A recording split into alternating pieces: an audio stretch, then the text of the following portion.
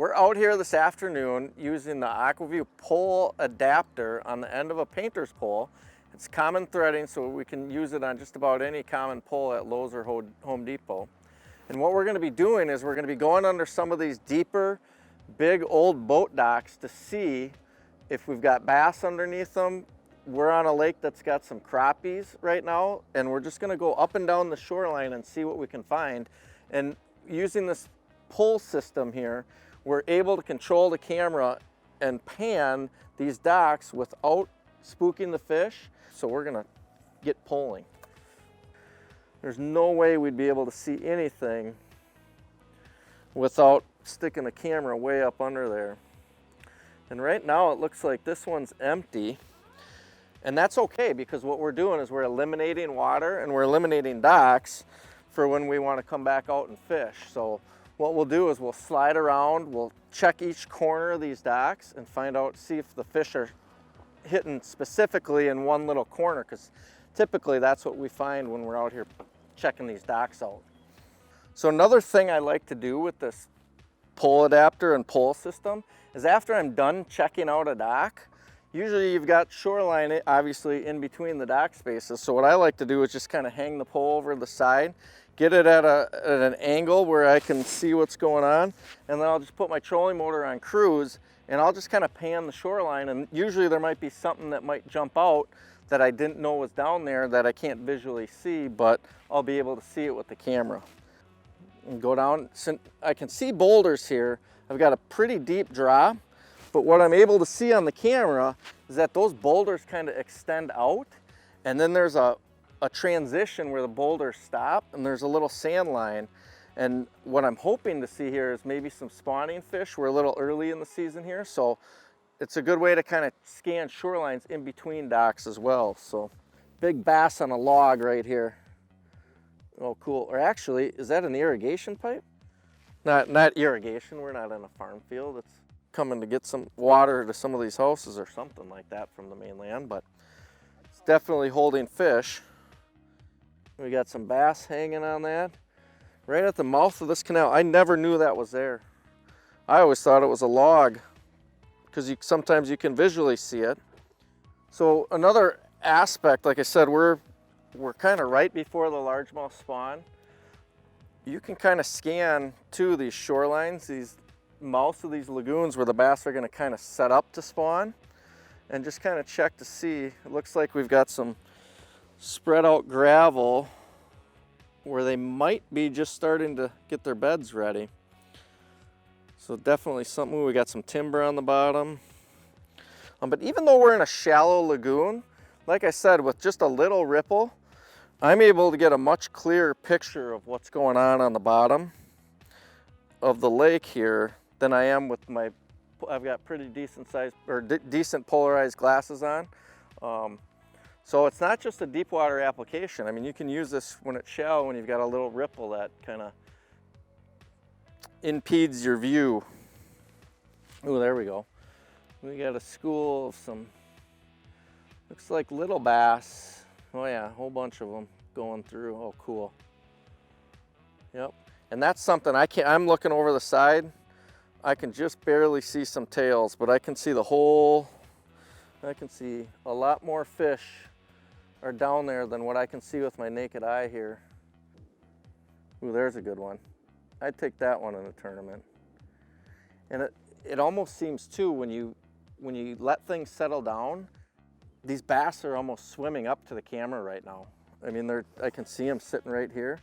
They're not spooked at all, and I'm able to just kind of scan over, and you'll get a good footage of this because we're recording this footage too. I don't know if we had a bad windstorm or something, but we got a big brush pile. I'm gonna go check out, see if there's any fish sitting in it with the camera here. Oh, there's a nice one, just suspended in the brush pile. Oh, here comes another. Ooh, that's a really thick one. Oh man, oh, something spooked him. Oh, cool. Oh, there he is. Now they're just hiding under the brush.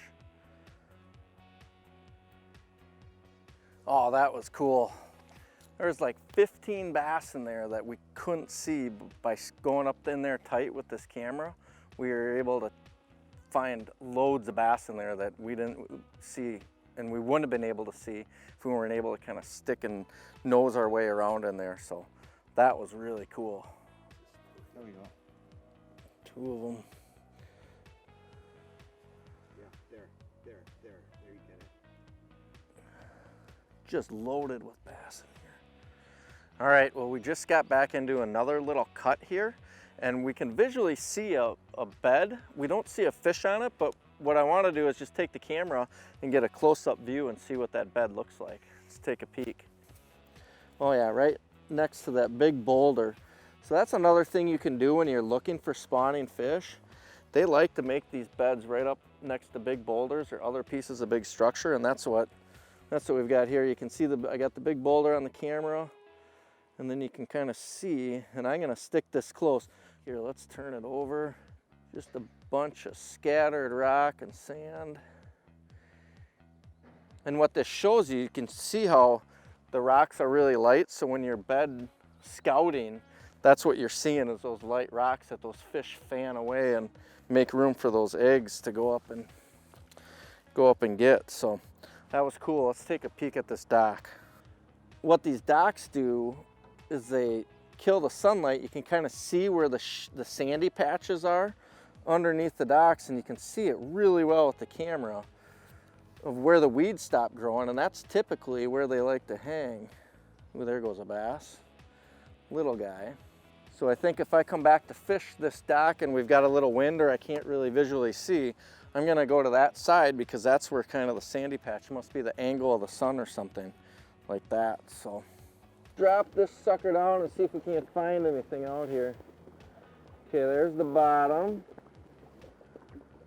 Oh, so I got a nice, either a smallie or a largie. I got a whole bunch of fish sitting right here.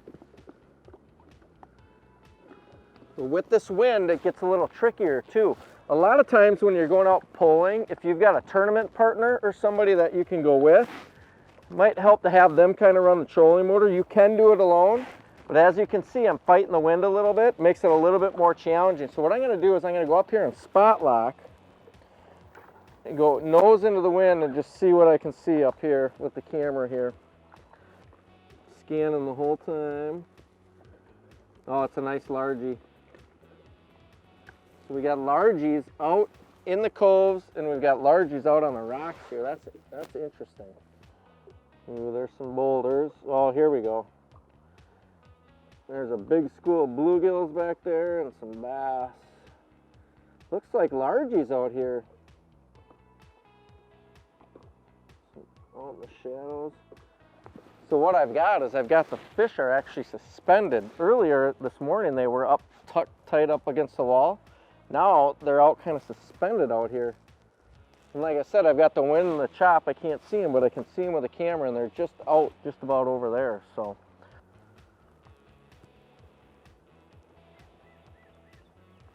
oh, there's a muskie. There's a muskie right there. There he is. Oh, cool. We were just scanning this flat, looking at this island, and I got a muskie down there. Oh, cool. Look, he's beat up from the spawn. Oh, cool. Oh, there he goes. Oh, nope, I think he's gone.